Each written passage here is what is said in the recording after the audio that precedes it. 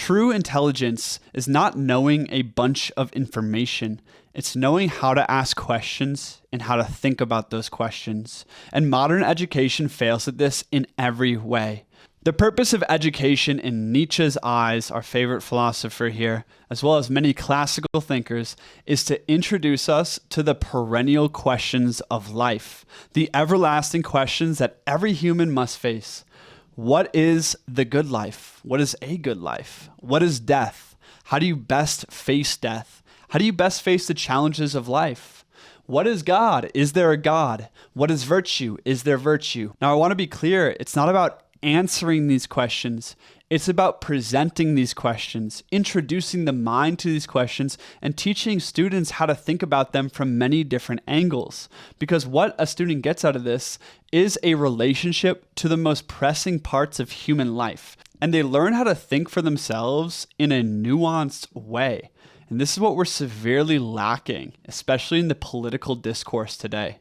Now, of course, we should also teach kids the basics of reading and writing and arithmetic, expose them to many different ideas and occupations, and also teach them about their bodies specifically. But beyond that, we need to stop cramming their minds with bullshit. It's detrimental. And also with ChatGPT and AI, it's making 99% of education completely obsolete. It's time we admit this and update our systems. Education should be about lighting the flames of curiosity, not putting them out. Now, I understand the need for specialized education at the highest levels for specific jobs, for becoming a nurse or an engineer, but outside of that, we need to reimagine what education is for. Nietzsche said, "Let me state at once what the three objects are for which we need educators. People must learn to see, they must learn to think, and they must learn to speak and to write. The object of all three of these pursuits is a noble culture." I'm going to come back to the noble culture part soon at the end of this video, but let's move on to seeing. Quote, "To learn to see is to defer judgment and to acquire the habit of approaching and grasping an individual case from all sides." The best way in my mind to learn how to see is to grapple with a question about what is death, right? And look at it from a personal perspective, a collective perspective, look at it from different cultural lens, religious lens, philosophical lens, because it's a question that can't really be solved, right? But by thinking about it, you can learn how to see it from many angles. Now imagine if that same process could be applied to, let's say, a political question of immigration. You see, most people today simply have an emotional reaction guided by whatever media source they watch. And unfortunately, it's very easy to manipulate public opinion when you own those media companies and people are uneducated on how to think. Lawrence Kohlberg created a model to track the stages of consciousness and moral development. I think the West has regressed to the good boy, good girl level of consciousness. When you look at mass immigration from this perspective, it's good because it's kind. But there's other perspectives to consider it from. If people were really educated, they would start by looking at this problem from principles, specifically first principles. In order to think well, you need to learn where to start. For instance, the other day I sat in this magnificent orange leather chair, very expensive, and the moment I sat in it, I started slipping out of the chair. I got up from it and I was like, this chair, it sucks.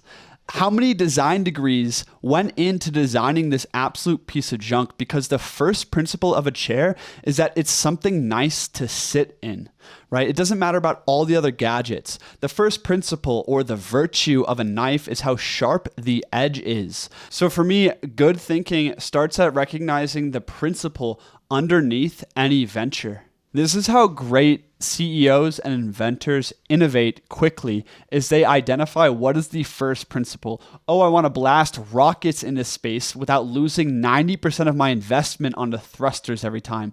Okay, I need to invent rockets that can land themselves. This is what Elon Musk did with SpaceX and most other inventors ever, is they identify what is the goal, what is the first principle, and let me work backwards from there. Now, I'm no expert here. But the aim of education, in my mind, is to create the most robust and healthy citizen possible. Just like the aim of the state should be to create the most flourishing and robust civilization possible. This is what Nietzsche meant in that final line, saying the pursuit of education is a noble culture.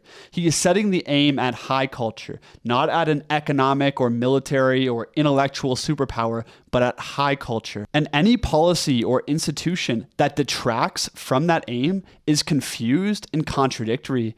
Now, you and I could argue all day about what the ideal looks like and how to get there. And this is actually why I believe in smaller, decentralized states and creating those, is because then you can get together with people who agree on first principles. Because only by having a first principle, a chief direction, do you have something to measure all decisions against. If you lack that, how the hell do you know if you're going in the right direction? Without it, everything is chaos.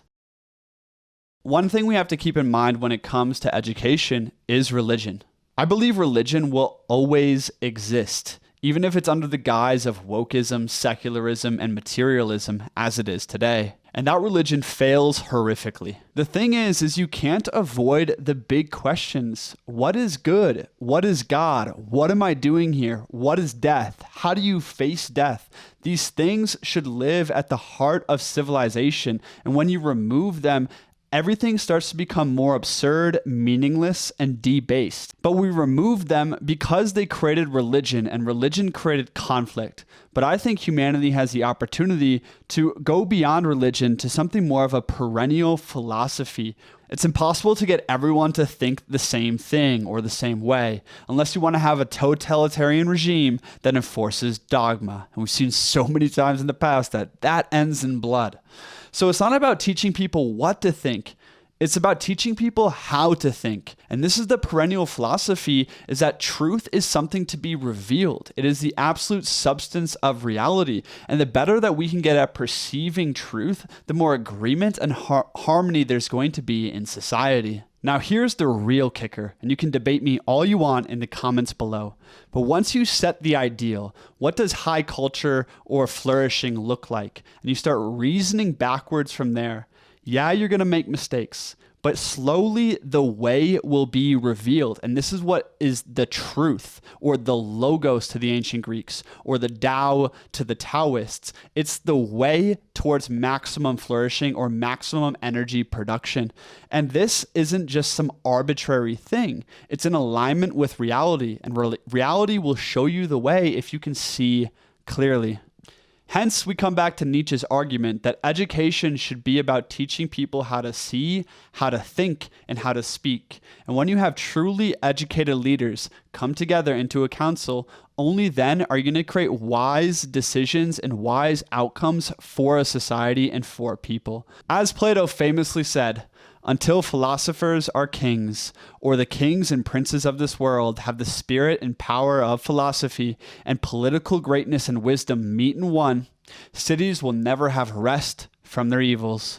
Now, do I think we could educate everyone in this way and reform the education system? No. But I'm not here trying to fix the overbloated and corrupt systems of the West. I make this content to inspire the leaders of the next culture to come. Civilizational projects and decentralized tribes are a reality right now and are going to be a huge reality in the future. And that is what this channel is dedicated to, rebuilding high culture. Thanks for watching. My name is Christian. If you are a creator out there, a leader, or a man trying to actualize his greatest version, there's a link below to talk to me one-on-one about my men's community. I'm looking for founding members like you to join the team. If that's not for you, you can click here for my last video on Asabia and the foundation of a healthy republic. Thanks for being here, team. Peace.